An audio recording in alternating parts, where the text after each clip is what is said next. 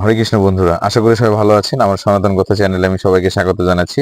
আজকের যে বিষয়টা আমরা অনেকে না বুঝে না শুনে বা শাস্ত্র থেকে স্টাডি না করে অনেক সময় হুট করে বলে ফেলি যে আসলে সনাতন ধর্মাবলম্বী যারা আছি বা যারা আছেন অথবা যারা হিন্দু ধর্ম অনুসারী তারা আহ শিবলিঙ্গ পূজা করেন বা লিঙ্গ পূজা করেন, এই ধরনের কথা কিন্তু আসে। আসলে একটা বিষয় কি, যে এই যে শিবলিঙ্গ, হ্যাঁ, এই শিবলিঙ্গ কথাটা কিন্তু বাংলা না, এটা আসলে কিন্তু সংস্কৃত ভাষা থেকে কিন্তু বাংলায় মানে বাংলায় আমরা নিয়ে আসি। এই ভাষাটা মূলত হচ্ছে কিন্তু সংস্কৃত ভাষা। আর এই যে শিবলিঙ্গ, এই শিবলিঙ্গ কথাটার প্রকৃত যেটা মানে বা যেটা অর্থ, সেটা যদি আমরা বাংলা মানে বাংলায় করি বা বাংলায় নিয়ে আসি, তার অর্থ কিন্তু দাঁড়ায় যে আসলে মানে ঈশ্বরের মঙ্গলের প্রতীক, হ্যাঁ, ঈশ্বরের সর্বমঙ্গলের একটা কিন্তু প্রতীক।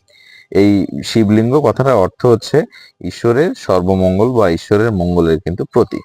অর্থাৎ এই যে বাংলায় আমরা ঈশ্বরের মঙ্গলের হচ্ছে একটা প্রতীক মাত্র, সেটাকে আমরা মানে অনেক সময় অনেক কিছু ভুল ভেবে মিন করে বলি যে আসলে শিবলিঙ্গ বা লিঙ্গ পূজা করছেন। তো এই জিনিসটা আমার আমার সবার প্রতি অনুরোধ থাকবে যে আসলে প্রকৃত অর্থ না জেনে, শাস্ত্র থেকে না জেনে আমরা মানে হুটহাট একটা মন্তব্য করে বসবো না। এতে করে কিন্তু মানে সেই মন্তব্য করলে সেটা কিন্তু আপনার আসলে মানে অনেকটা মূর্খতার পরিচয় কিন্তু বহন করে বা মানে আসলে করবে। তো আমাদের সনাতন ধর্মের মধ্যে অনেকে আছেন যারা প্রকৃত এই অর্থটা জানেন না, তারাও হুট করে অনেক সময় মন্তব্য করেন, এই যেটা আসলে মোটেই কিন্তু সমীচীন না। তো যদি আমার এই ছোট তথ্যটা আপনাদের ভালো লাগে তাহলে অবশ্যই সাবস্ক্রাইব করে আমার পাশে থাকবেন নতুন কোনো ভিডিও আপনাদের সামনে নিয়ে আসার জন্য। তো সবাই ভালো থাকবেন আর লাইক কমেন্ট শেয়ার করতে ভুলবেন না। হরে কৃষ্ণ।